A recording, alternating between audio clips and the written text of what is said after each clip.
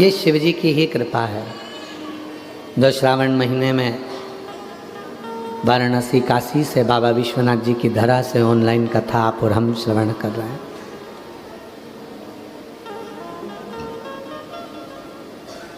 सीधा संपर्क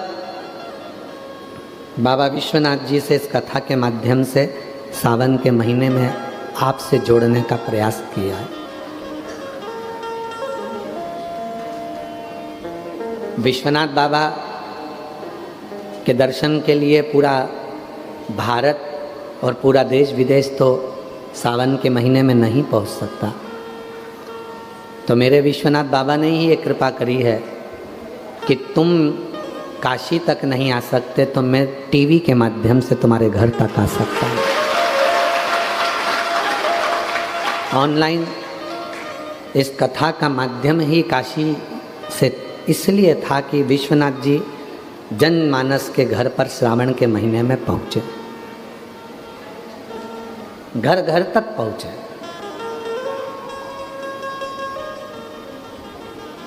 हर घर में मेरा विश्वनाथ बाबा पहुँचे। और विचार करिएगा, जब 5 बार काशी काशी काशी काशी बोलने पर व्यक्ति की मुक्ति हो जाती है, तो काशी विश्वनाथ जी की धरा से कथा तुम्हारे मोबाइल पर और टीवी पर अपने घरों पर चल रही होगी, तो मेरा बाबा तुम्हारे यहाँ अन्नपूर्णा का भंडार तो भरेगा ही। सुख आनंद ये सब देगा। आज भारत की भूमि का गौरव दिवस है, स्वतंत्रता दिवस है। 80 वर्षों के इस श्रृंखला में भारत के गौरव को आज पूरा विश्व देख रहा है। पहले का जब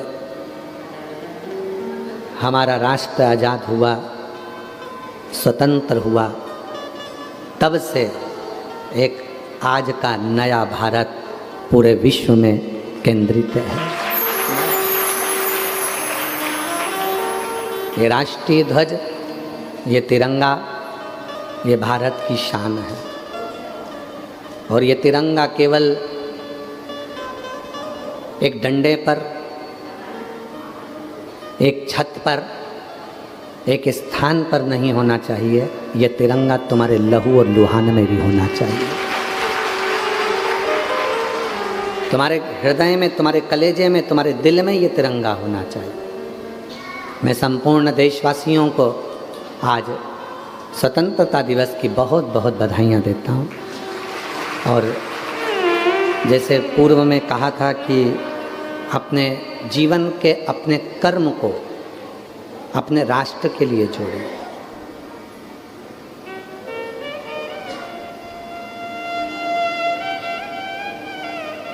हमारा कर्म भी हमारा राष्ट्र हो और हमारा धर्म भी हमारा राष्ट्र हो। और चंदन है इस देश की माटी, तपोभूमि हर ग्राम है, हर बाला देवी की प्रतिमा, बच्चा बच्चा राम है। जिसके सैनिक समर भूमि पर गाया करते गीता है, उसी माटी के हल्के नीचे खेली करती सीता है। ये वो भारत की भूमि है जहाँ भगवान श्री राम, जहाँ रामकृष्ण परमहंस, जहाँ भगवान कृष्ण, जहाँ नामदेव, तुकाराम, मीरा, कर्मा, जगतगुरु शंकराचार्य जी, रामानुचार्य जी, श्रीमद् वल्लभाचार्य जी, निम्बरकाचार्य जी, कितने कितने संत, साधु, सन्यासी, तपस्वी इस पवित्र धरा पर जन्मे और जिन्होंने इस भारत की भूमि के गौरव को बढ़ाया। भगवान देवादिदेव महादेव से माता पार्वती जी ने कुछ प्रश्न किए हैं, और वो प्रश्न क्या है? माँ पार्वती जी ने पूछा एक बार देवादिदेव महादेव से, अमृत कहाँ मिल सकता है? अमृत प्राप्ति का केंद्र बिंदु क्या है? किस जगह पर अमृत की प्राप्ति हो सकती है? आज कथा का विराम दिवस है, थोड़ा सावधानी से कथा सुनिएगा। कहते हैं मेहमान घर से जाते हैं तो बच्चों के हाथ में कुछ देकर जाते हैं, और कुबेरेश्वर बाबा की ये शिव पुराण जिस दिन विदा लेती है उस दिन आपकी झोली में कुछ ना कुछ डालकर जरूर जाती है। पार्वती जी ने पूछा भगवान शिव जी से कि अमृत प्राप्ति का स्थान कौन सा, अमृत कहाँ मिल सकता है? तो पार्वती जी ने कहा क्या समुद्र मंथन में जो अमृत निकला तो क्या केवल समुद्र में अमृत मिल सकता है? फिर किसी ने कहा कि शरद पूर्णिमा पे खीर छत पर बनाकर रखी जाए, शरद पूर्णिमा के चंद्रमा से अमृत टपकता है, झड़ता है। तो पार्वती जी पूछ रही हैं क्या अमृत चंद्र से प्राप्त हो सकता है? फिर किसी कवि ने कहा कि सुंदरता में अमृत होता है, तो क्या सुंदरता में अमृत हो सकता है?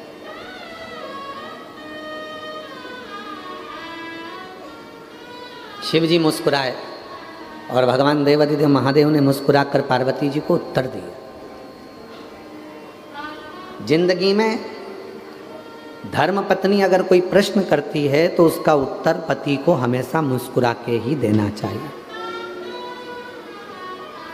कारण मुस्कुराकर यदि उत्तर दिया जाता है तो उसमें कहीं विवाद नहीं होता, और अगर चिढ़कर उत्तर दिया जाता है तो उसमें विवाद खड़ा हो जाता है,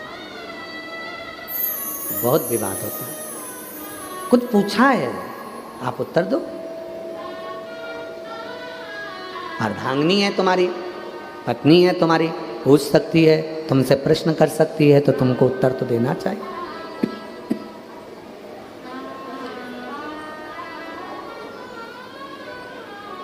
महाराज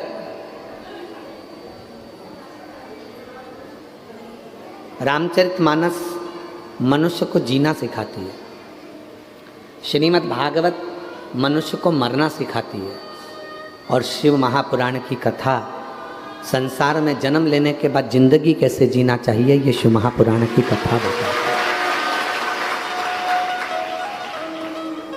भागवत बताती है कि मृत्यु कैसी होना चाहिए। बाणों की सैया पर पड़े हुए भीष्म पितामह भगवान कृष्ण उनसे मिलने के लिए आते हैं और भीष्म पितामह से कहते हैं कि अब तुम अपने प्राणों को त्यागते क्यों नहीं हो, तुम मरते क्यों नहीं हो, प्राण क्यों नहीं छोड़ते। और भीष्म पितामह कहते हैं कि जिस बाप की बेटी अगर कुंवारी हो और उसकी शादी ना हो तो बाप कैसे मर जाए। भीष्म पितामह से भगवान कृष्ण ने पूछा कि तुम्हारी लड़की है? हाँ, मेरी एक बेटी है। पूरे हस्तिनापुर में चर्चा हो गई कि भीष्म पितामह की भी कोई लड़की है, बेटी है, और जब तक उस बेटी का वो विवाह नहीं कर देते तब तक भीष्म पितामह मरेंगे नहीं, प्राण नहीं छोड़ेंगे। अर्जुन ने युधिष्ठिर से कहा, बड़े भैया पितामह ने तो शादी नहीं करी, फिर उनकी लड़की कहाँ से आ गई। पांडव एकत्रित हुए, सब इकट्ठे होकर भीष्म पितामह के पास गए। भगवान कृष्ण ने कहा कि तुम अपनी लड़की का विवाह किसके साथ करना चाहते हो? हम तैयार हैं। तुम्हारी लड़की कहाँ है? बुलाओ। विवाह किसके साथ करना है बताओ। भीष्म पितामह ने कहा, मैं अपनी लड़की का विवाह कृष्ण तुम्हारे साथ करना चाहता हूँ।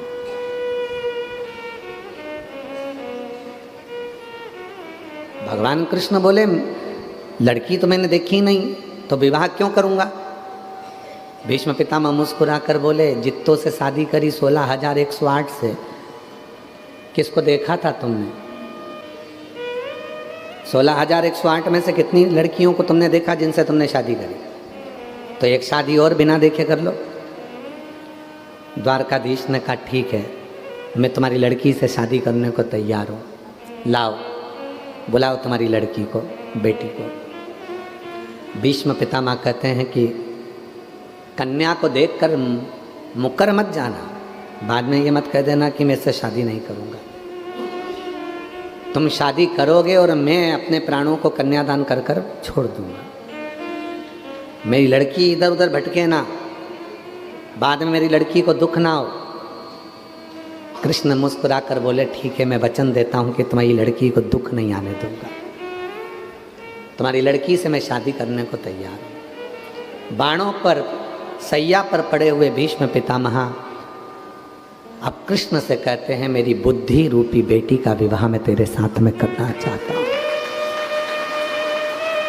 अपनी बुद्धि, ये भी एक बेटी है, और हर व्यक्ति को ये विचार करना चाहिए कि अपनी बुद्धि रूपी लड़की को किसके साथ ब्याह करना चाहते हो। ये बुद्धि को हर कहीं नहीं ले जाना है। कोई निंदा कर रहा है तो उस बुद्धि को निंदा में ले गए, कोई चुगली कर रहा है तो बुद्धि को चुगली में ले गए, कोई गलत बोल रहा है तो बुद्धि को गलत में ले गए। इस बुद्धि को तुम्हें कहाँ लेकर जाना है ये तुम पर निर्भर करता है।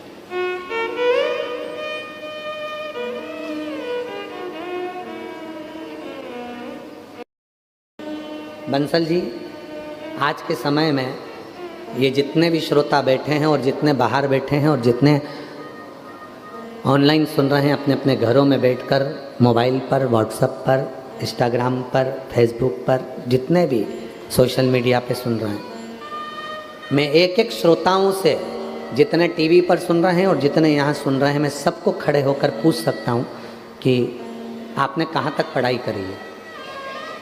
बुजुर्ग माताएं भी कह देगी कि मैंने भी कहीं 8वीं पढ़ा होगा, 5वीं पढ़ा होगा, 6ठी पढ़ा होगा, 7वीं पढ़ा होगा।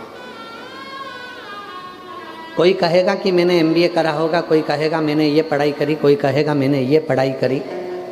आज के समय में हर व्यक्ति पढ़ा लिखा है, वो समझता है कि हमको अगर मंजिल तक पहुंचना है और आगे बढ़ना है तो हमें निंदा, बुराई, चुगली, इन सब से दूर हटना है और अपने लक्ष्य को पकड़ना है और आगे बढ़ना है। लक्ष्य अपना हो। अमृत कहाँ मिलेगा, ये पार्वती जी पूछ रही हैं। समुद्र में अमृत है। शिव जी कहते हैं अगर समुद्र में अमृत होता तो समुद्र खारा ही नहीं होता। मंथन समुद्र में भी नहीं।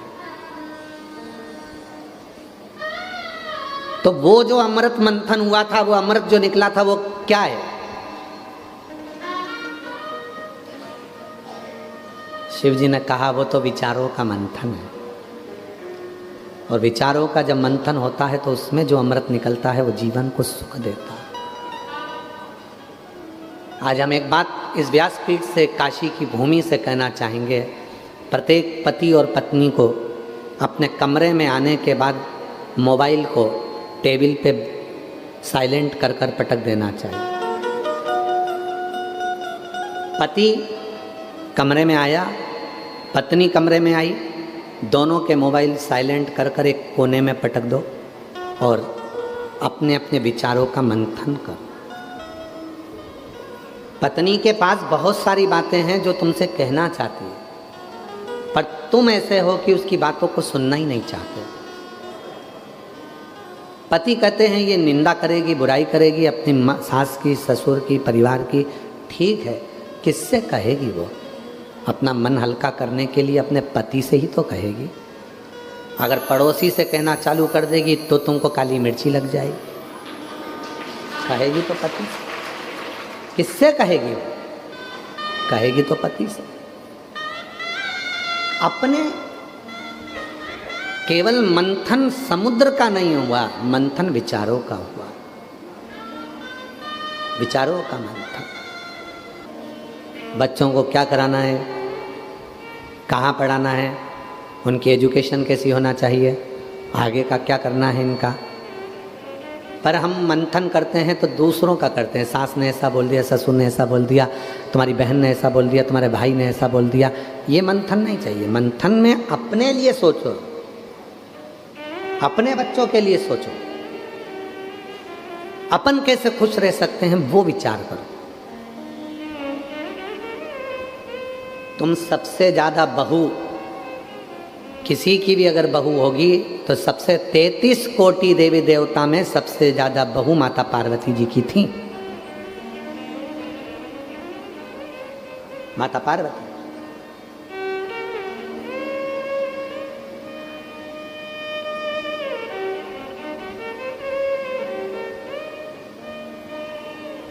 कई माताएं कह देती हैं कि हम हमारी बहू को निभा रहे हैं, बहुएं कहती हैं हम हमारी सास को निभा रहे हैं। मेरी जीजियों कोई किसी को नहीं निभा रहा, समय चक्र निभा कर चल रहा है और तुम उस परिधि के अंदर चल रहे हो। निभाना किसको कहते हैं, कभी विचार करना माता पार्वती जी की बहुओं को देखकर।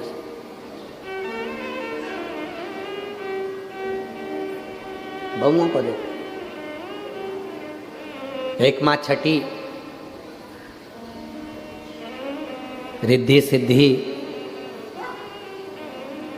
बहुओं का क्रम देखिएगा। 6 लड़कियां, जया, विषहरा, शामलीवारी, दौतली, देव, अशोक सुंदरी। दामाद,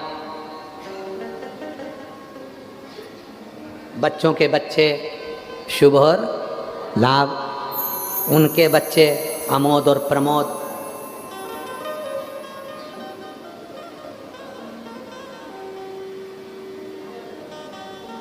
फिर उनके बच्चे आनंद और कीर्ति। दादा परदादा बनकर भी अपनी बहुओं को निर्वाह कर रही है माँ। क्यों? क्योंकि मंथन पति और पत्नी में है, विचारों का, तो वहां विवाद नहीं होता। आपके यहाँ विवाद किस बात का होता है? विवाद का कारण क्या है आपके यहाँ? विवाद का कारण यह है कि मंथन आप दूसरों का कर रहे हो। पापा ने बोल दिया, मम्मी ने बोल दिया, उसने ये बोल दिया, उसने वो बोल दिया। मंथन अपना करो ना। कल अपने को क्या करना है, आगे कैसे बढ़ना है, बच्चों को एजुकेशन कराना है तो उसकी लाइन पकड़ाना है, उसको वो पढ़ना चाहता है उसको पढ़ाना है। मंथन करो कि कल कमाई कैसे करेंगे, बच्चों को कैसे पढ़ाएंगे। मंथन वो नहीं है कि अपनी हिम्मत को हार देना, विष निकाल लेना, इसको मंथन नहीं कहा गया।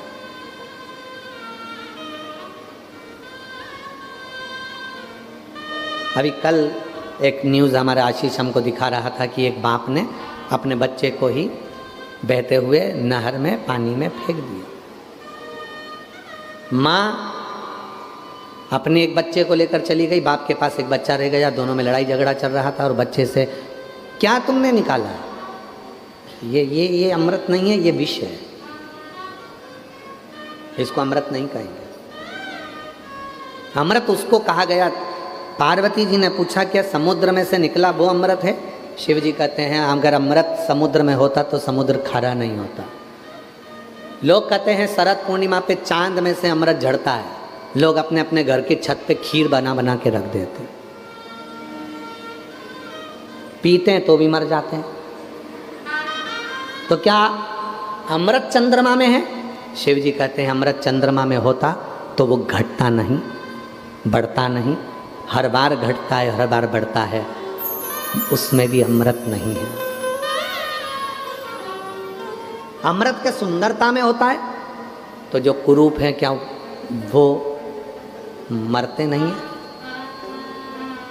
अमृत कहाँ है?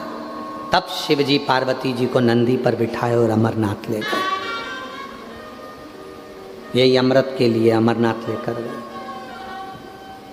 लोग पूछते हैं अमरनाथ की गुफा में क्या हुआ था।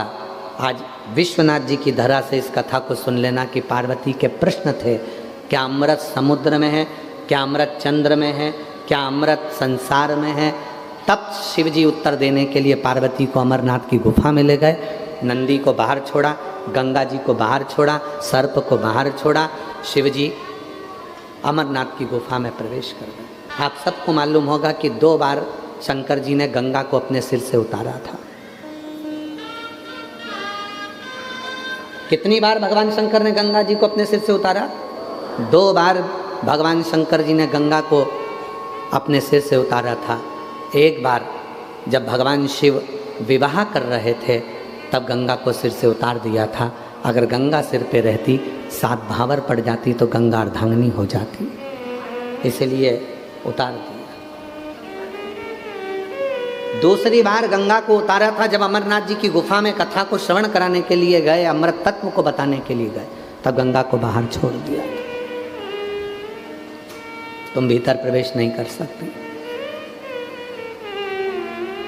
सर्प को, नंदी को, सबको उतार कर शिव जी अंदर गए और पार्वती जी के प्रश्न का उत्तर, अगर आप लोगों ने अमरनाथ की कथा का स्मरण यदि करा होगा स्कंद पुराण से, तो कुछ प्रश्न दिए गए, उन प्रश्न का उत्तर शिव दे रहे थे और शंकर भगवान ने तुरंत सारे प्रश्नों के उत्तर का निचोड़ दे दिया। हे पार्वती, संसार का मनुष्य जान नहीं पाता, अमृत उसके कंठ में, उसकी जिह्वा पर बैठा हुआ होता है, कंठ में।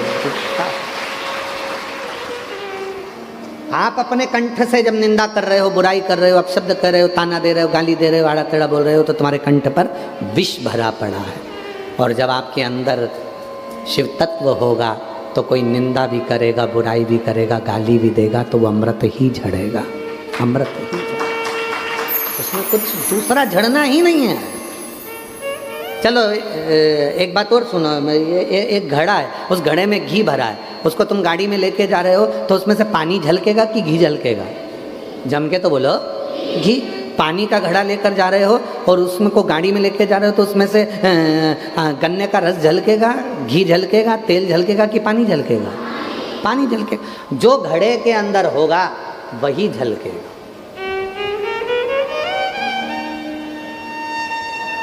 आज हमारे बीच में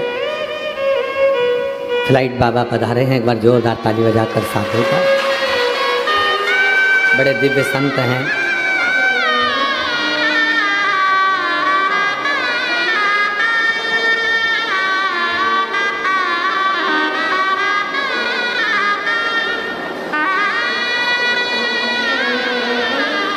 फ्लाइट बाबा बड़े दिव्य संत हैं।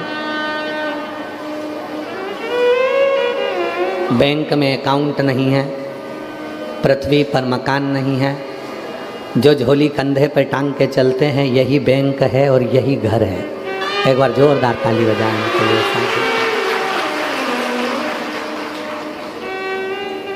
जो कंधे पर झोली लेकर चले हैं वही बैंक का अकाउंट है और वही घर है। हाँ, वो तो है ही। शिव है। एक बार जोरदार ताली बजाएं फ्लाइट बाबा के लिए। बड़ी कृपा है। कहीं कहीं कथा में शिव जी की कृपा से फ्लाइट से नीचे उतर कर आ जाते हैं, ये कुछ कहीं। और हमने देखा है इनका सही एयरपोर्ट तो हमारी शिव पुराण की कथा ही है या बापू की राम कथा है। आज हम एक बाबा जी को कहेंगे, सतुबा बाबा जी को भी, फ्लाइट बाबा जी को भी, आज हमको एक बड़ी खुशी की बात कि हमारे भारत के ऐसे संत जिन्होंने राम कथा के माध्यम से पूरी दुनिया को राममय करा। गुजरात की भूमि से जो धारा निकली, परम पूज्य मुरारी बापू जी अपनी तुलसी जयंती का उत्सव लोग भारत में मनाते, वो अमेरिका की भूमि पर मना रहे हैं। एक बार जोरदार ताली से विचार करना। हमारे भारत के सनातन धर्म को अमेरिका तक लेकर गए हैं परम पूज्य मुरारी बापू जी, और जो तुलसी जयंती को भी अमेरिका में मना रहे हैं बाबा जी, तुलसी जयंती अमेरिका में। और वहाँ के सनातनियों को एकजुट कर रहे हैं कि रामचरितमानस के तत्वों को पढ़ो, अध्ययन करो और अपने अंदर उतारो। ऐसे भारत के संत परम पूज्य मुरारी बापू जी के श्री चरणों को नमन करता हूँ, जो इस भारत की भूमि से रामचरितमानस को लेकर देश विदेश तक भारत के गौरव संतों को पहुंचा रहे हैं, गौरवान्वित कर। शिव जी अमृत दे रहे हैं और भगवान भोलेनाथ जी ने अमरनाथ की गुफा में अमृत तत्व को बता दिया। वो अमृत कहाँ है? आपके जिह्वा में, कंठ पर। बात चल रही थी घड़े की। तेल का घड़ा ले जा रहे हो गाड़ी में, उसमें से पानी झलकेगा? नहीं, उसमें से तेल झलकेगा। जिसके अंदर शिव तत्व का अमृत भरा होता है, उसके वाणी से वो शिव तत्व का अमृत झलकता है। जिसके अंदर बुराइयां भरी होती है, उसके अंदर से बुराई झलकती है। जिसके अंदर गाली भरी होती है, उसके मुख से गाली झलकती है। जिसके अंदर अहंकार भरा होता है उसके मुख से अहंकार झलकता है, जिसके भीतर ज्ञान होगा तो ज्ञान झलकेगा, ज्ञान। और इस व्यासपीठ को कहूँ मैं, कई लोग बहुत अपशब्द कहते हैं, कोई कहता है सियोर वाला बाबा ये गलत करा, वो गलत करा, वो गलत करा, पर हमारे अंदर केवल शिव तत्व भरा है, हम कुछ नहीं जानते। एक लोटा जल सारी समस्या का जो है वो हमारे पास से झलकेगा, इसके सिवाय हमारे पास निंदा झलकने का कहीं सार तत्व ही नहीं, कोई सार। और बाबा जी कहूँ एक बात, अगर कोई भूल से भी आपके पास में आकर कह देना कि सियोर वाले बाबा ने तुम्हारे लिए ऐसा बोला या किसी व्यक्ति के लिए वैसा बोला, हमारे पास इतना समय नहीं रहता कि हम किसी के लिए कुछ बोलें। हमारे 24 घंटे हर पल, हम जब अपने कमरे से ही नहीं निकलते तो हमारी वाणी से केवल श्री शिवाय नमस्तुभ्यम ही निकलता रहता, हमें कोई मतलब। कौन अच्छा कौन बुरा संसार के लोग जाने, हमारे पास नहीं है वो चीज़। हम तो बाबा के भरोसे चलते हैं, हम तो बाबा के भरोसे चलते। और वो अमृत है मेरे शिव का। अमरनाथ की गुफा में बैठकर भगवान शंकर पार्वती जी को अमृत का महत्व समझा रहे हैं कि पार्वती तेरी जिह्वा में, तेरे कंठ पर अमृत भरा।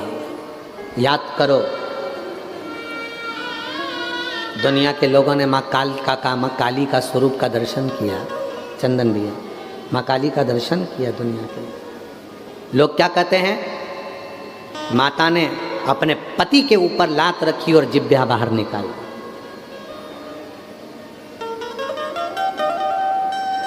कौन है पार्वती जी? शक्ति। कौन है पार्वती जी? शक्ति। अब जरा विचार करिएगा, जब आद्य शक्ति कोई अपनी पूरी शक्ति का प्रहार कर दे तो कोई बचेगा? पूर्ण शक्ति का प्रहार कर दे तो कोई बचेगा? पार्वती माता को जब क्रोध आ रहा था और क्रोध को शांत करने के लिए शिवजी भूमि पर सो गए थे, पार्वती जी के पांव से पर्वत टूट रहे थे। जहाँ पांव माता पार्वती रखती थी वो पांव पताल में जाता था, पानी निकल आता था। माँ पार्वती जहाँ चरण रखती थी दुर्गा भवानी, वहाँ पर्वत नीचे धंस जाता था। तो जैसे ही माँ ने शिव जी पर अपना चरण रखा, रखते से ही ध्यान आया कि मेरा पति है, ये तो प्राण छूट जाएंगे, जमीन में धंस जाएगा। जीवान बाहर निकाल दी। याद आया माँ पार्वती को कि पति ने कहा था कि जिह्वा में अमृत होता है। जो अमृत की जिह्वा बाहर निकाली और उस जिह्वा के अमृत से शिव तत्व पर जो किरण पड़ी, भगवान शंकर को कुछ नहीं हुआ। पार्वती जान गई ये जिह्वा में अमृत है। जिह्वा में लोग उसका गलत मतलब निकालते हैं कि पति पे लात रखी इसलिए जीवान बाहर कर दी। ना ना ना,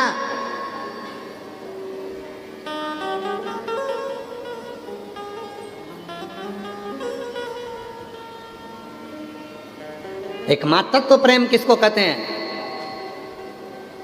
छिन्नमस्ता माता का कभी नवरात्रे में आप लोग कभी स्मरण करें, देवी भागवत का पाठन करें, पढ़ाई करें, तो उसमें आपको आएगा शिव जी ने जब एक बार बहुत विष को धारण कर लिया था तो शंकर भगवान को भी माता पार्वती ने स्तनपान करा दिया, विष को समाप्त कर दिया। अमृत कहाँ है? अमृत है हमारी जिह्वा में, अमृत है हमारी वाणी। और वाणी ऐसी जो मन का आपा हो,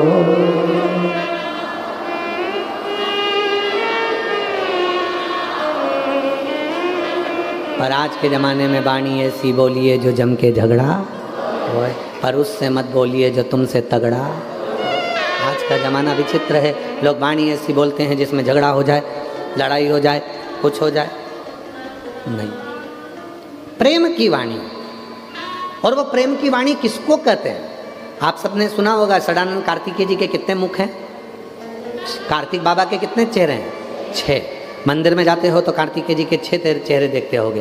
कार्तिकेय बाबा को कार्तिक नाम किसने दिया? कृतिका। कृतिका कौन थी? कौन थी कृतिका? अरे भाई, भगवान शंकर के तेज पुंज को लेकर अग्नि देवता चले। इतना तेज था उस तेज पुंज में, इतनी अग्नि थी उस तेज पुंज में, कोई दूसरा देवता उस अग्नि को अपने पास में नहीं रख सकता। तो अग्निदेव ने उसको झेला। अग्निदेव स्वयं अग्नि, फिर अग्नि से भी वो ना झिलाया तेज पुंज, गंगा जी को दे दिया।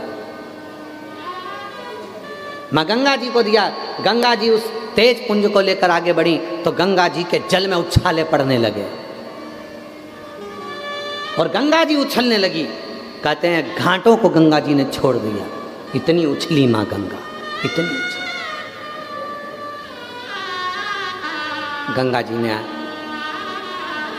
उस तेज पुंज को देखकर विचार करा, क्या करें हम इसका।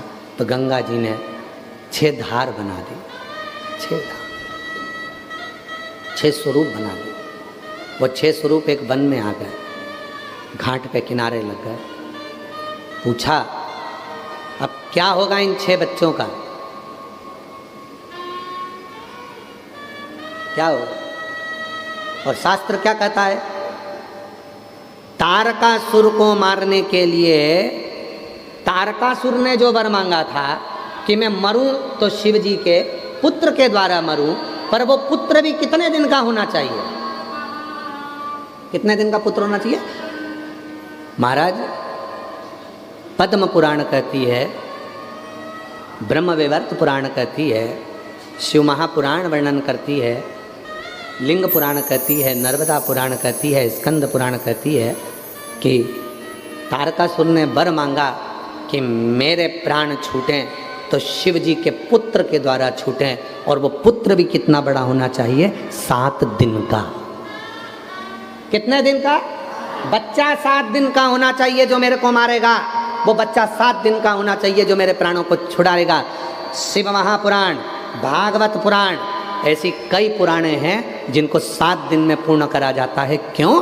क्योंकि 7 दिन की कथा हमारे 7 दिन के कार्तिकेय की लीलाओं का गुणगान करती है और हमारे भीतर के अहंकार को, आसक्ति को, काम को, लोभ को, वासना को, तृष्णा को समाप्त करती है।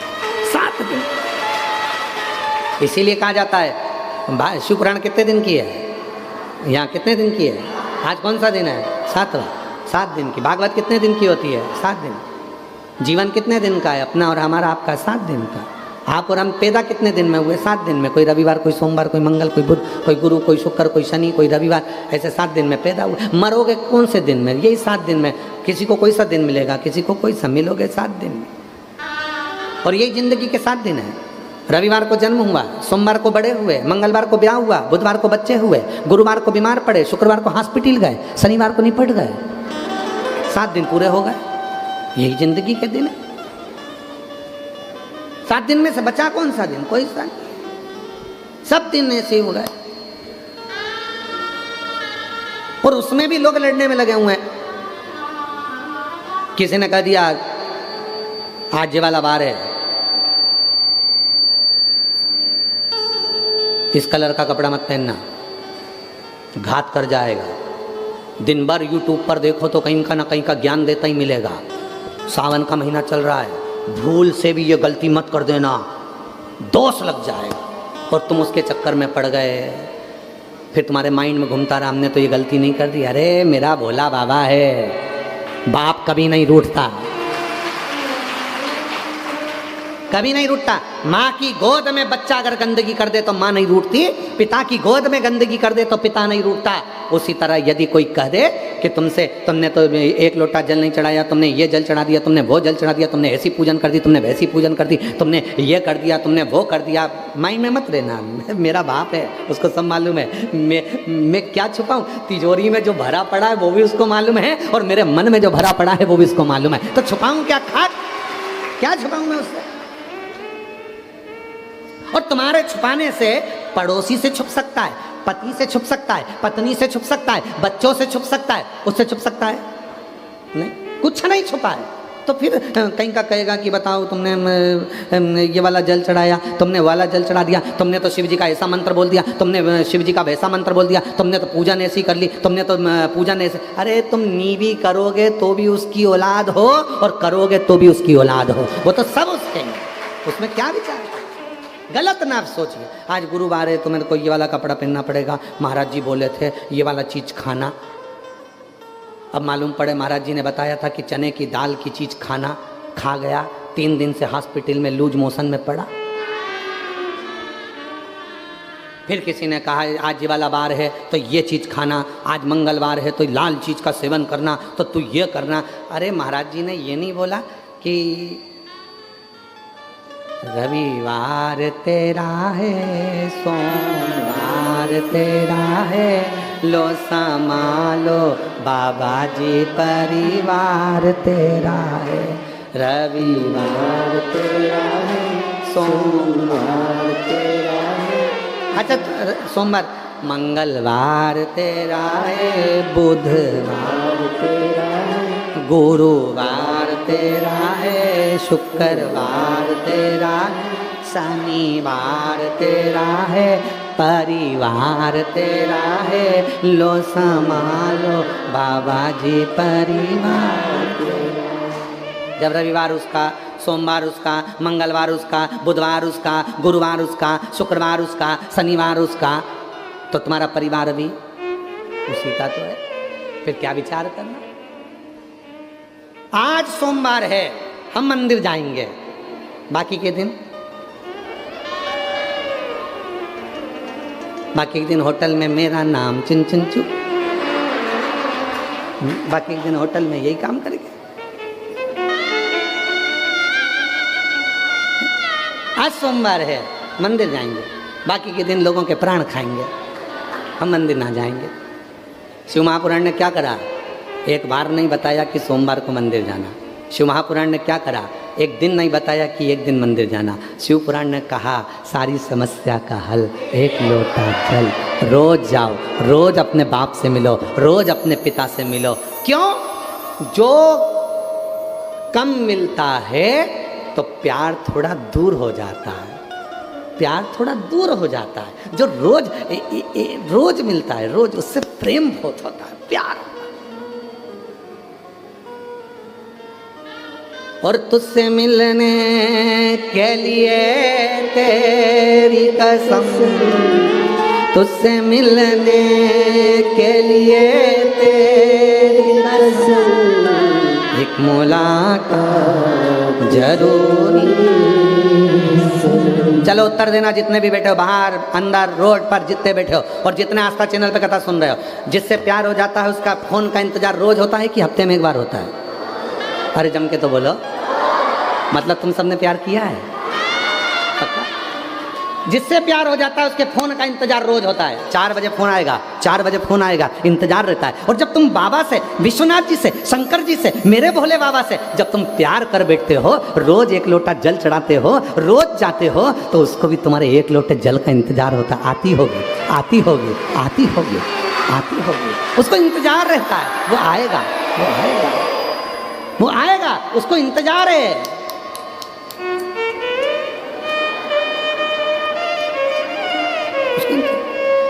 नंदी कमला नहीं आई रे, नंदी गया देखने के लिए काल भैरव तक, काल भैरव को सूचना दी, देख तो रे कमला क्यों नहीं आई रे। काल भैरव ने संकट मोचन को सूचना दी, देख क्या इसको कौन सा संकट आ गया, जा जल्दी जाओ। संकट मोचन गए, संकट मोचन ने महागौरी के पास गई, महागौरी से कहा जाओ देखो जरा कमला नहीं आई।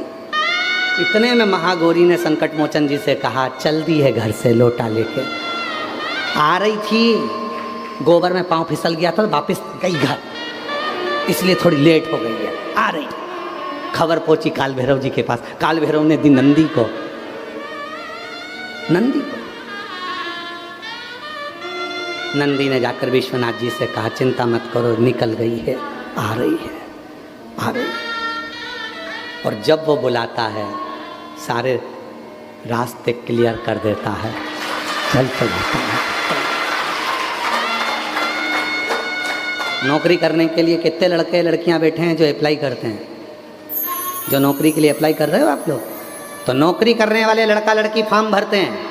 जब रेलवे की नौकरी निकलती है, शिक्षक की नौकरी निकलती है, पुलिस की नौकरी निकलती है, आर्मी की नौकरी निकलती है, सारी पीडब्ल्यूडी की नौकरी निकलती है, गवर्नमेंट की जितनी नौकरियां निकलती हैं उसके लिए लाखों फॉर्म भराते हैं बाबा जी, लाखों फॉर्म भराते हैं। क्या सबका सिलेक्शन हो जाता है? जम के बोलो नहीं। लाखों में से कुछ हजार, हजार में से भी फिर 100, 200, 500 उनका सिलेक्शन होता है।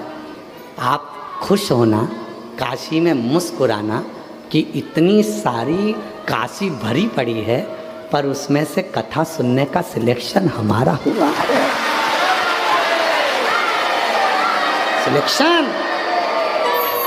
और ये नौकरी पक्की हो गई, तनख्वाह उसकी चालू हो गई, 3 महीने बाद मिलना प्रारंभ। जिसने कथा सुनी, बाहर सुनी, अंदर सुनी, कहीं पर भी बैठकर, सोशल मीडिया में, मीडिया में, टीवी पर, कहीं पर बैठकर सुनी, तुम्हारी तनख्वाह पक्की हो गई, निश्चित।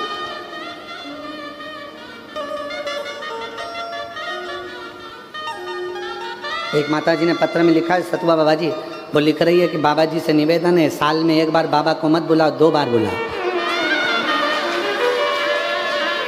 अरे हमने तो कल भजन करा था, उसमें बोला था, विश्वनाथ जी हमारा घर भी बना दे तो क्या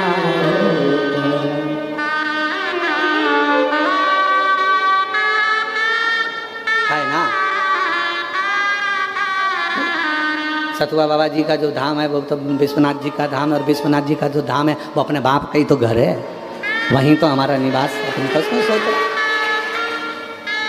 बना देते तो क्या होता, बना देते तो क्या होता, हमें भी काशी में अपनी बुला लेते तो क्या होता, हमें भी काशी में अपनी बुला लेते तो क्या होता। प्रेम करो भगवान से, और जब बाबा से प्रेम हो जाएगा फिर कुछ नहीं सूझेगा, फिर तो वो इंतजार करेगा, आएगी आएगी और आएगी, फिर वो बोल के जाएगी। कई लोग कह देते हैं कि भगवान से कभी कुछ नहीं मांगना चाहिए, सियोर वाले महाराज ने तो सबको मांगना सिखा दिया। जो आता है शिव जी के मंदिर में, कहीं गेहूँ चढ़ा जाता है, कहीं ये चढ़ा जाता है, कहीं वो चढ़ा जाता है। अरे सियोर वाले महाराज जी ने सबको मांगना सिखा दिया। अरे मांगना इसलिए सिखाया क्योंकि हमने अपने बचपन में सीखा था। जब हम छोटे थे अपनी मम्मी से कहते थे, मम्मा आज चटनी अच्छी बनी है, 1 रोटी और ला दो। माँ खुश होकर 2 रोटी देकर जाती थी। पापा मुझे ये खिलौना अच्छा लगा है, पापा खिलौना दिला देते थे। उसी तरह भगवान विश्वनाथ हमारे बाप हैं, अपने पापा से नहीं मांगेंगे तो क्या पड़ोसी से मांगेंगे? अपने पिता से मांगे ना। सनातन धर्म में और अन्य धर्म में यही अंतर है। सनातन धर्म परमात्मा को पाना चाहता है और अन्य धर्म उनका पेट ही नहीं भराया नीचे आने के बाद, तो भी उनको एक से बढ़कर एक हूर चाहिए। तो भी सनातन धर्म में परमात्मा से प्यार किया जाता है। यहाँ परमात्मा, उनको तो ईश्वर से, ईश्वर से। और तुझे ना देखूं तो चैन मुझे आता तेरे सिवा कोई मुझे भाता आता ही नहीं कुछ। जब तक शिव ना दिखे, जब तक शंकर ना दिखे, जब तक विश्वनाथ ना दिखे, जब मैं रोज 1 लोटा जल चढ़ाने के लिए जाती हूँ, जिस दिन मैं जल चढ़ाने ना जाऊँ उस दिन मेरे को बेचैनी हो। आज मैं गई नहीं, आज मैं मंदिर नहीं गई, आज मैंने कथा नहीं सुनी, आज मैंने सियोर वाला बाबा के कथा सुनी नहीं, टीवी पे नहीं सुन पाई, मोबाइल में नहीं सुन पाई, बेचैनी लगने लगे, तो समझ लेना कि कहीं मुझे प्यार हुआ तो नहीं।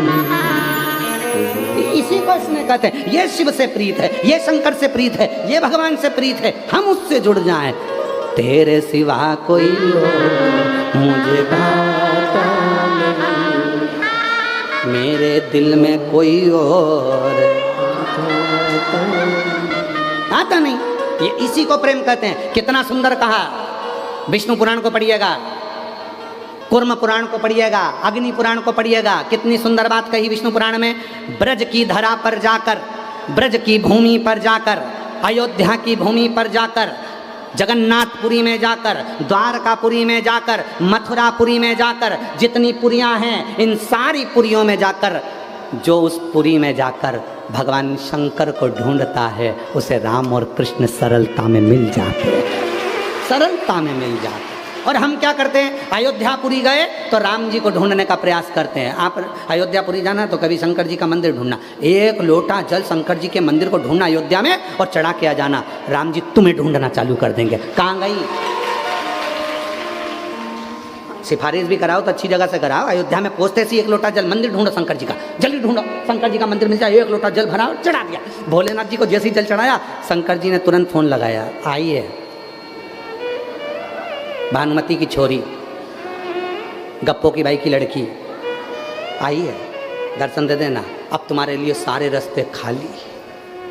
तो लोगों ने कहा हम अयोध्या दर्शन करने के लिए गए, ऐसी कृपा हो गई, उस दिन तो मंदिर पूरा खाली था, मेरे को तो बहुत अच्छे से दर्शन हुए। दर्शन कहाँ से हुए? फोन लगाया किसने? बाबा ने।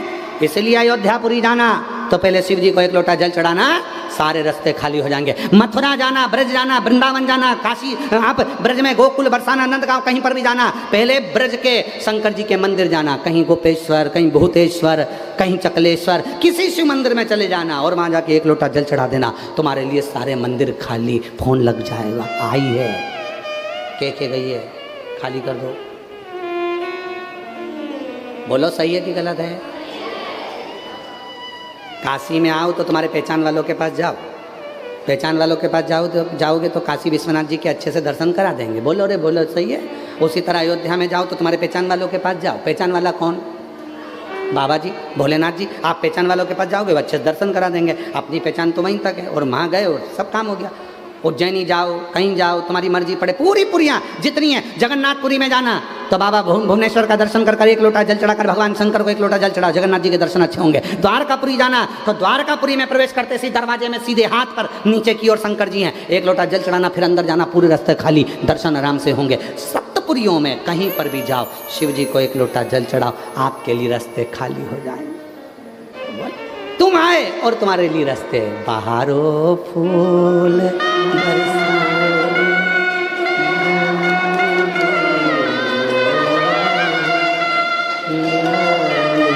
अरे मेरा बाबा का भक्त आया है, मेरे बाबा। आगे क्या? रागनी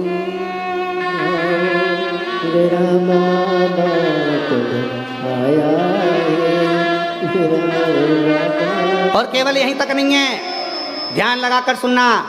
जितने लोग विश्वनाथ जी की पवित्र धरा से कथा श्रवण कर रहे हैं उनसे निवेदन करना चाहूँगा, जितने शिव जी की कथा को श्रवण कर रहे हैं उनसे निवेदन करना चाहूँगा, ये केवल यहीं तक नहीं है। शिव महापुराण की कथा में वर्णन आता है, यहाँ तक हमारे शास्त्र कहते हैं, जब कोई भगवान राम जी का भक्त प्राण को त्यागता है, कृष्ण जी का भक्त प्राण को त्यागता है, विष्णु जी का भक्त प्राण को त्यागता है, तो बैकुंठ से विमान आता है। बोलो सही है कि गलत है?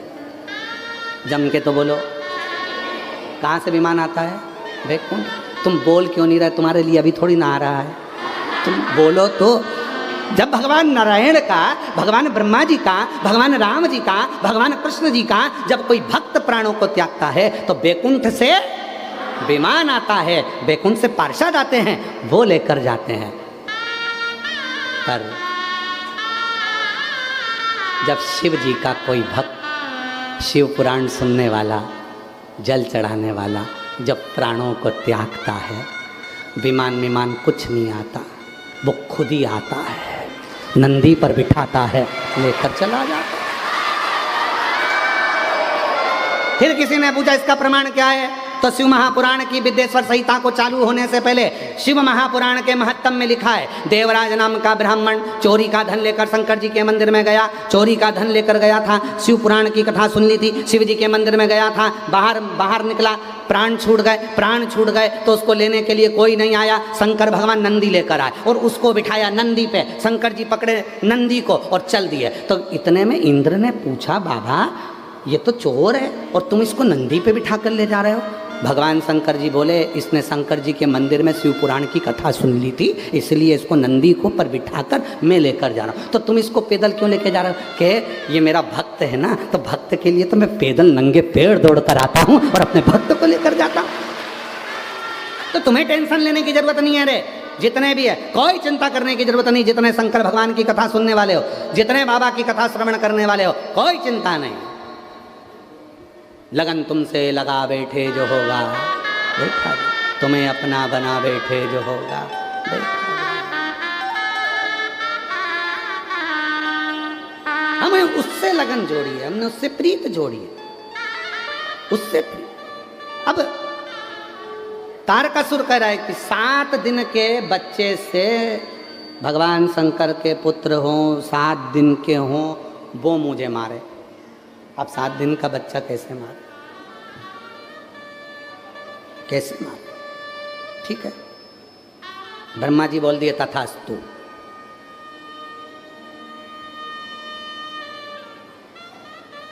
तथास्तु। कभी कभी श्राप मिलता है तो उसकी भी लोग मिठाइयाँ बढ़वाते हैं। चंदन भैया, श्राप मिलता है उसकी भी मिठाई बढ़ती है। किसने बढ़वाई थी? श्राप मिलने के बाद मिठाई किसने बढ़वाई थी? बताओ, उत्तर दो। चलो, काशी में बैठे हो सब, बड़ी शानदार आनंद के साथ उत्तर दो। श्राप लगा और उसके बाद मिठाई बढ़वाई थी, कौन थे वो? ना राजा दशरथ। राजा दशरथ जिनके घर में संतान नहीं थी, मृगा करने के लिए गए थे। श्रवण कुमार के माता पिता को, श्रवण कुमार को बाण लग गया था। श्रवण कुमार को बाण लगा था और उनके माता पिता ने क्या श्राप दिया था? मैं अपने पुत्र के वियोग में प्राणों को त्याग रहा हूं। सुनो अवध नरेश, तुम्हें भी अपने पुत्र के वियोग में प्राण त्यागना पड़ेंगे। दशरथ जी ने आकर मिठाई बढ़वाई। मेरे यहाँ तो बच्चे का चांस ही नहीं था। अब संत बोले हैं कि पुत्र के वियोग में प्राण त्यागोगे मतलब बच्चा तो होगा, संतान तो होगी, निश्चित है। बढ़वाओ जरा मिठाई बढ़वाओ। भले मर जाऊंगा पर लोग ये तो नहीं कहेंगे ना कि औलाद नहीं थी। हो संत ने कहा मैं पुत्र के वियोग में प्राण त्याग रहा हूं, तो तुम्हें भी पुत्र के वियोग में प्राण त्यागना पड़ेगा। मिठाई बढ़वा, पूरे अयोध्या में मिठाई बढ़वा। तो लोगों ने पूछा मिठाई किस बात की है? तो क्या आज श्राप लगा है? और कितनी सुंदर बात है बाबा जी, कितनी सुंदर बात है। जब कोई गाली दे, आप शब्द कहे, ताना दे, समझ लेना कि तुम्हारी उन्नति की सीढ़ी पे तुम चढ़ चुके हो, चढ़ चुके। दशरथ जी ने कहा मिठाई बढ़वाओ, सब दूर। और सब दूर मिठाई यहाँ बटी, सब दूर। क्योंकि दशरथ जी को मालूम पड़ गया था मेरे घर में औलाद जरूर आएगी, पुत्र आएगा, पुत्र आएगा। अब उसके याद में मुझे प्राण त्यागना पड़ेंगे, ये भी पक्का है। पर अब आस्था की ज्योति तो जल गई ना कि आएंगे राम। अब ये तो हो गया ना कि आएंगे, ये तो पक्का है।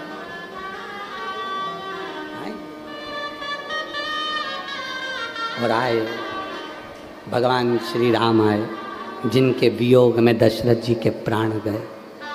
प्राण तो कोई अगर तुमको कुछ कह रहा है, तारकासुर ने मांगा मेरे को 7 दिन का बालक मारे भगवान शिव जी का, तो मैंने कहा ठीक है ये भी चलेगा, कोई दिक्कत वाली बात नहीं, टेंशन मत लो। आजकल की औलादें तो एक्सपर्ट पैदा हो रही है, एक्सपर्ट। शिव कथा कर रही है। गंगा मैया ने 7 बालक कर दिए। इन बालक को कौन पालेगा? तो कृतिका। कृतिका कौन? कौन है ये कृतिका? है अग्निदेव की धर्म पत्नी स्वाहा। एक बार अग्निदेव का ध्यान सप्त ऋषियों की पत्नी की ओर गया।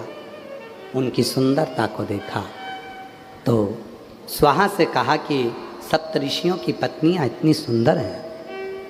उनका गुणगान जैसे ही सुना, स्वाहा ने सप्त ऋषियों की पत्नी का रूप रखा और अपने पति अग्निदेव के पास गए।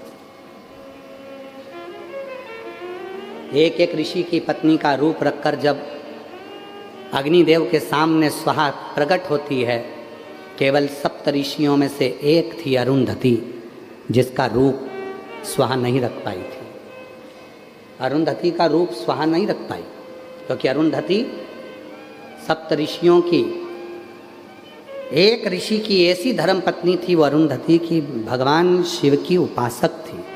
और शंकर का जो उपासक होता है, शिव का जो उपासक होता है, ना तो उसके जैसी नकल करी जाती है, ना उसके जैसी अकल आ पाती है, ना उसके जैसे विचार आ पाते हैं। आप बुराई कर सकते हो, निंदा कर सकते हो, गाली दे सकते हो, पर उसके जैसी भीतर शांति शीतलता नहीं ला सकते। अरुंधति का रूप अग्निदेव की धर्मपत्नी स्वाहा नहीं रख पाई। शिव की साधक थी अरुंधति, शिव की उपासक थी, रूप ही नहीं रख पाए।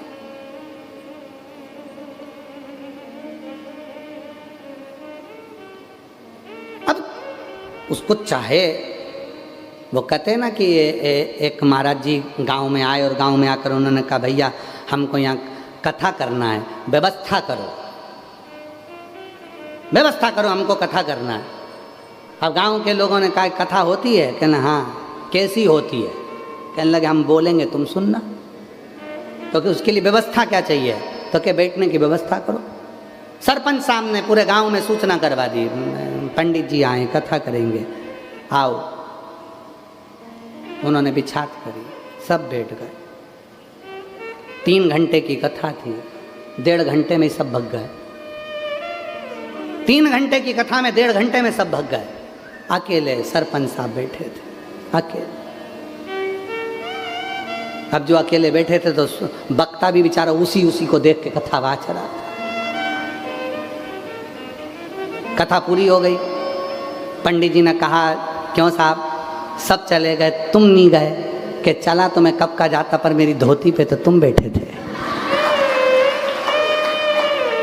नीचे जो बिछी थी वो सरपंच साहब ने अपनी धोती बिछा रखी थी और उसी धोती पे पंडित जी बैठे रहे। चला तो मैं कब का जाता, पर धोती के चक्कर में बैठे थे, धोती के चक्कर। बाबा जी, कई लोग हमने कथा में देखा, पंडालों में कई लोग कथा सुनने के लिए आगे आगे जगह संभाल के बैठ जाते। क्यों? कैमरे में आएंगे, कैमरे में आएंगे, कैमरे में। अरे क्या सोचना, उसकी निगाह में रहना, उसकी निगाह। वो हमारे रविंद्र जी एक धुन बजाते ना, निगाह में रहने वाली महाराज। अपनी निगाह हमें रखना, सीखें हमने नेक राह पर चलना। अपनी पनाह हमें रखना, सीखें हमने तेरा। अरुंधति का रूप नहीं रख पाएंगे। अग्निदेव की धर्मपत्नी स्वाहा जब अरुंधति का रूप ना रखी तो अग्निदेव ने 6 रूप को देखा। उसी समय पर अग्नि देवता ने कह दिया, स्वाहा ये तुम्हारे 6 रूप कृतिकाओं के रूप में संसार में पूजाएंगे। ये कृतिकाएं बनकर रहेंगी और ये कृतिका के रूप में वो 6 स्वरूप रहे, अरुंधति का रूप नहीं रख पाई।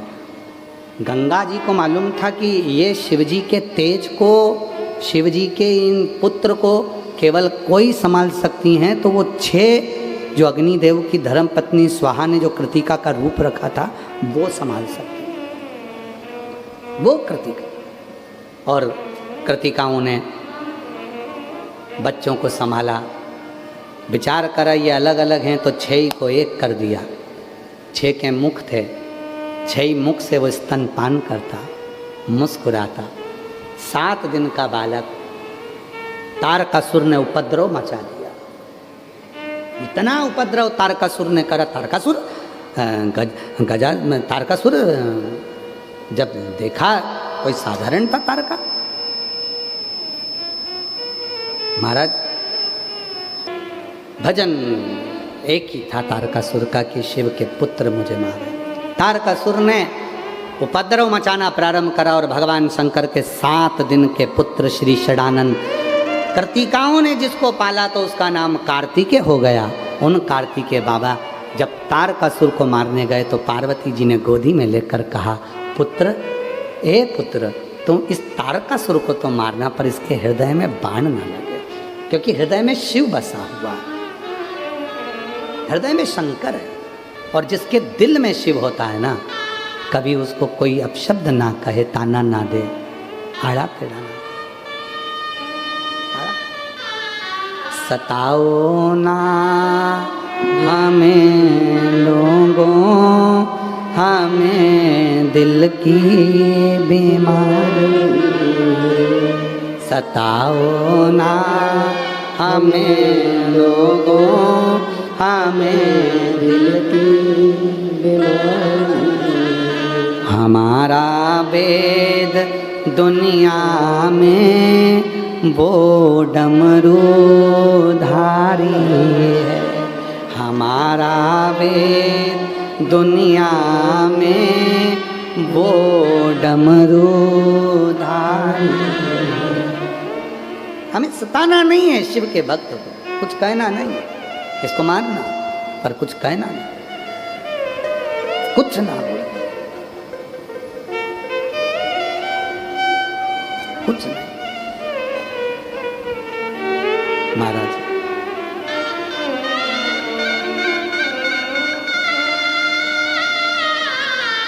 और उस पर चित्त गया। षडानंद कार्तिकेय जी ने मारा तारकासुर को, 7 दिन की अवस्था में मार दिया। 7 दिन की शिव पुराण भी हमारे भीतर के ना जाने कितने असुरों को मार देती है। आसक्ति, काम, लोभ, वासना, तृष्णा, कितने कितने असुर हैं। और सबसे भारी असुर है अपने अहम, अपना अहम। कथा को सुनने के बाद इस असुर का अंत होना चाहिए, इस असुर का अंत होना चाहिए। और जब यह असुर समाप्त हो जाता है तो शिव ही भीतर प्रवेश कर जाता है, शिव। और फिर कुछ दूसरा ठीक लगता ही नहीं, फिर कुछ अच्छा नहीं लगता, केवल शिव ही अच्छा लगता है, शिव ही, शंकर के सिवा कुछ। और शिव के सिवा कहीं दिल, शिव के सिवा कहीं दिल, इसके सिवा कुछ अच्छा लगेगा ही नहीं। वरना पड़ेगा तुझे आंसू बहाना, वरना पड़ेगा तुझे आंसू बहाना। शिव के सिवा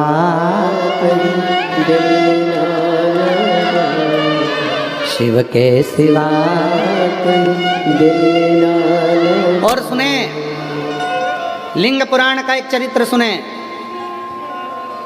एक शिव भक्त अपने प्राणों को त्यागा जा रहा था, यम के दूत उसको पकड़ लिए, कहा इसको तो नरक भोगना पड़ेगा। शिव के भक्त अपनी अड़भंगा में जाले जा रहा था, इसको तो नरक भोगना पड़ेगा, इसने झूठ बोला, प्रपंच करा, छल करा, बेईमानी करी, कपट करा, सब कुछ करा, नरक भोगना है इसको। शिव का भक्त जा रहा था, वो बिल्कुल नहीं सोच रहा था, चले जा रहा। सामने आ गई बैतरणी, एक ऐसी नदी रक्तपीप से भरी पड़ी, उसको पार करना बड़ा कठिन है। जो दान करा होता है उसी से पार होते हैं। आपने क्या दान करा वो वहाँ मिलेगा बैतरणी पर। एक कथा आती है, एक बुढ़िया थी, जिंदगी में कभी उसने कुछ नहीं दान करा था, कभी नहीं दान करा कुछ भी। एक दिन बैठ के वो दरवाजे के बाहर बैठी थी, छोटा सा घर था, बाहर बैठी थी अकेली, गाजर खा रही थी। इतने में सामने से एक कोई मांगने वाला, कोई भिक्षुक आ गया, माँ बहुत भूखा हूँ, कुछ दे दे।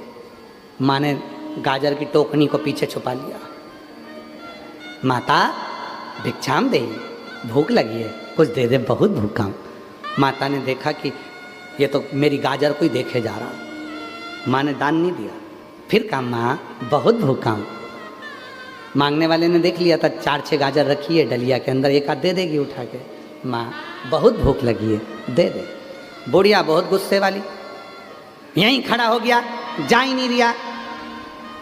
गाजर गाजर गाजर, और बुढ़िया खा रही थी गाजर, उसको और 4-6 बार खा गई, और 4-6 बार खा गई, और नीचे नीचे का ठूठ उसके कटोरे में डाल दिया, ले खा ले, जा पीछा छोड़ मेरा, खाने भी नहीं देगा। वो ठूठ लेकर गया, नीचे नीचे का गाजर का खा गया, पेट भरा थोड़ा। बुढ़िया 6 महीने बाद मर गई, ऊपर गई, बैतरणी के तट पर रोक दिया, क्योंकि जो दान करा होता है वही मिलता है, इसके लिए कुछ नहीं आ रहा था। इतने में सामने से गाजर आ रही थी बुढ़िया के लिए, आवाज आई, ए बूढ़ी, ए बुढ़िया, गाजर को पकड़ लो, तुम बैतरणी पार हो जाओगे। ये वो नदी है जहाँ दान किया जाता है, वो सामने आता है और उसको पकड़कर पार उतरा जाता है। बुढ़िया ने गाजर पकड़ ली। बुढ़िया के रिश्तेदार इससे ज़्यादा कंजूस थे, उन्होंने कुछ नहीं दान करा था तो सब बैतरणी पे पड़े थे। उन्होंने तुरंत देखा अपनी बुढ़िया, अपनी काकी आई है, अपन भी पकड़ लो। उन्होंने गाजर पकड़ ली, रिश्तेदारों ने, उन्होंने देखा ये तो मेरी देवरानी, ये जेठानी, ये मेरी मौसी, ये मेरी मामी, ये मेरे रिश्तेदार, ये मेरी बुआ, सब आई, सबने पकड़ ली, अपनी बहन की गाजर है पकड़ो, और सबने गाजर पकड़ ली। और किसी किसी से गाजर नहीं पकड़ा, यही तो बुढ़िया के पाँव पकड़ लिए गुस्से। अब बुढ़िया गाजर चली बैतरणी पार होने के लिए, सबने पकड़ रखी थी। बुढ़िया के मन में आया, मेरी गाजर काय को पकड़ा हूँ इनको, इन्होंने मेरा कौन सा साथ दिया था। एक को धक्का मारा, नीचे पटक दिया, दूसरा धक्का मारा, नीचे पटक।